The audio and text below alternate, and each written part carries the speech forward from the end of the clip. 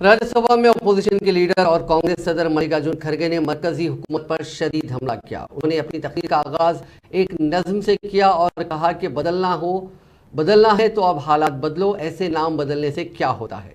मल्लिकार्जुन खड़गे ने अपनी तकरीर के दौरान कहा कि जब हमने जमहूरियत को 1950 में इख्तियार किया था तो बहुत से गैर मुल्की दानिशवरों को लगा था कि यहाँ जमहूरियत नाकाम हो जाएगी, क्योंकि यहाँ करोड़ों अंगूठा छाप लोग हैं।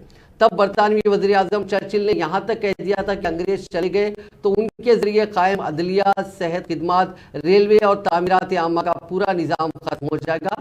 इतना कमतर समझा गया हमको, कहा गया कि लोग अनपढ़ हैं, अंगूठा छाप हैं, जमहूरियत को कैसे टिकाएंगे। हमने टिका कर दिखाया।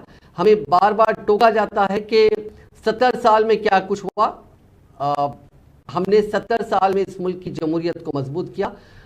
उन्होंने कहा कि बीजेपी के सदर नड्डा, जेपी नड्डा हमें छोटा करने के लिए इंडी बोलते हैं, नाम बदलने से कुछ नहीं होता, हम इंडिया ही हैं। हमारे नायकों ने बहुत मंथन करके जो संविधान दिया वो जनता की आकांक्षाओं को खरा उतरा है।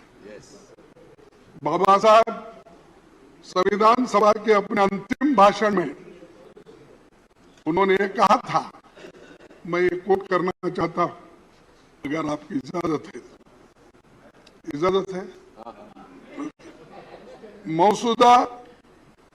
मसौदा समिति का कार्य बहुत ही कठिन हो जाता यदि ये संविधान सभा विभिन्न विचार वाले व्यक्तियों का एक समुदाय मात्र होती, विभिन्न विचारधाराओं के लोगों का एक समुदाय होता,